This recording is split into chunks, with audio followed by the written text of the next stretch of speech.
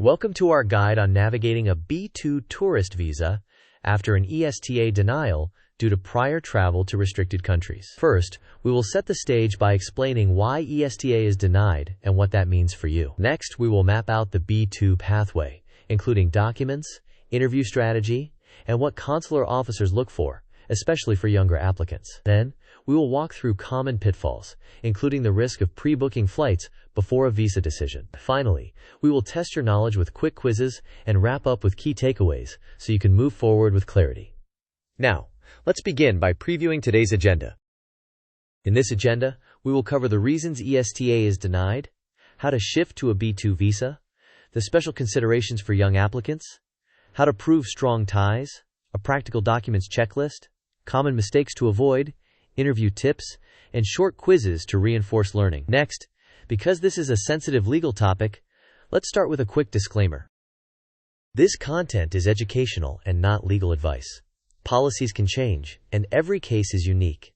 You should consult a qualified immigration attorney for personalized guidance. With that understood, let's move on to why ESTA is denied after travel to certain countries, and what that triggers in your application path. ESTA denials occur automatically for VWP travelers who have visited specific restricted countries since 2011. This is irrespective of the reason for travel or the age at the time. An ESTA denial does not automatically mean your B2 visa will be refused, but it does trigger heightened scrutiny. As a result, you must present clear, consistent evidence showing your prior travel was benign and that you do not pose security or immigration risks. Now that you understand the trigger, let's visualize your decision path from ESTA to B2. This flowchart begins with a VWP traveler. If the traveler has visited a restricted country since 2011, we see an automatic ESTA denial. The path then shifts to the B2 process, completing the DS-160, paying the fee, scheduling the interview, and compiling evidence of ties in education, family, and finances. At the interview, the decision centers on whether the applicant demonstrates strong, non-immigrant ties. Strong ties usually lead to approval, while weak ties can result in a 214B refusal. A side note shows that pre-booking non-refundable tickets creates financial risk and does not influence the visa decision. Next, we will break down the B2 steps you should follow. Here are the practical steps. First, complete the DS-160 carefully and truthfully. Next, pay the visa fee and keep the receipt. Then, schedule your interview as early as possible. Meanwhile, gather evidence of ties, including school enrollment, family residence, and financial capability. Additionally, prepare a clear and concise explanation for prior travel to restricted countries. Practice giving straightforward answers for the interview. On the day, bring organized documents and remain calm and honest. Finally, wait for the decision before making any non-refundable travel commitments. Now, let's discuss special considerations for younger applicants. For applicants under 18, officers may apply greater leniency because minors typically do not choose their travel plans. However, this leniency shifts the evaluation toward the family unit. Officers will look for stability, both parents or legal guardians residing in the home country, consistent employment, and solid residential ties. Strong evidence includes full-time school enrollment and a documented return date, such as the start of a school term. Conversely, if the parents' ties are weak or the caregiver status is uncertain, the child's application becomes riskier. Next, let's compare what strong versus weak ties look like.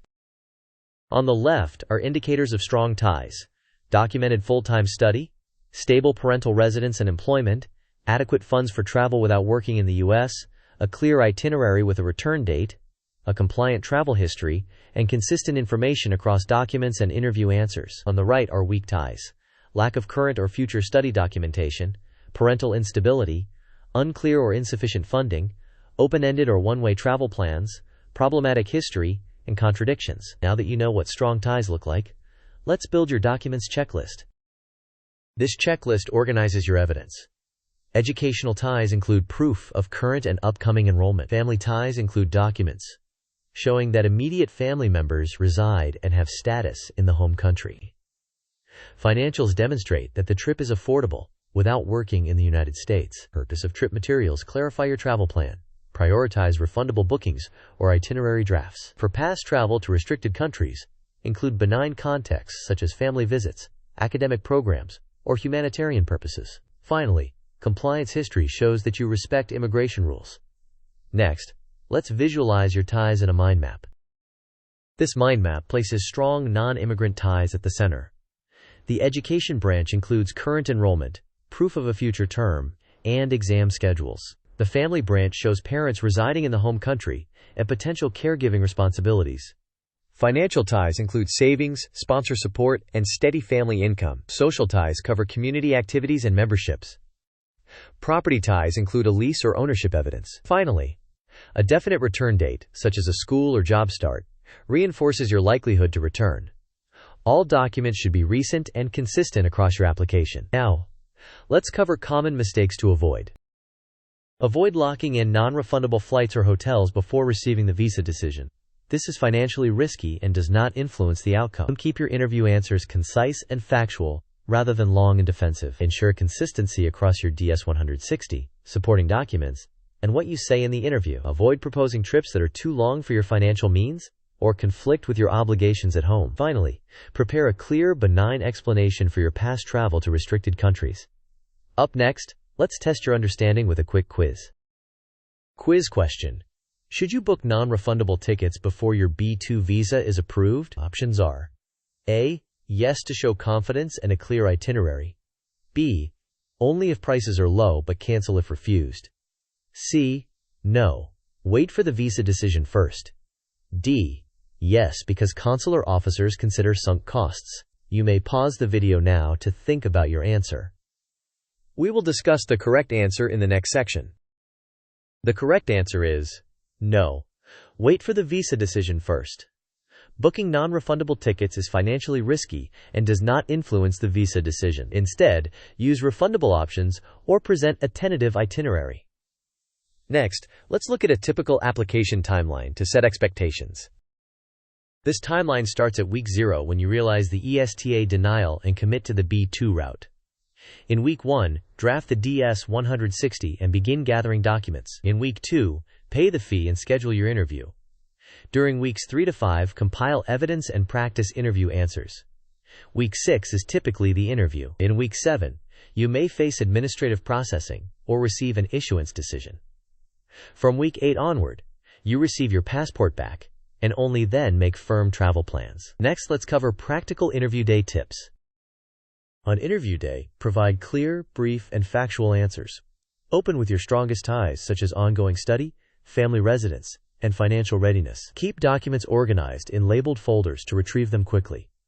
Dress appropriately, arrive early, and remain calm. If questioned about restricted country travel, answer simply by explaining who you visited, what you did, when you traveled, and why. Always remember the legal presumption of immigrant intent, and be ready to demonstrate why you will return to your home country. Now, here's one more quick quiz focused on young applicants. Quiz question. A 17-year-old applicant traveled with parents to a restricted country for a family visit.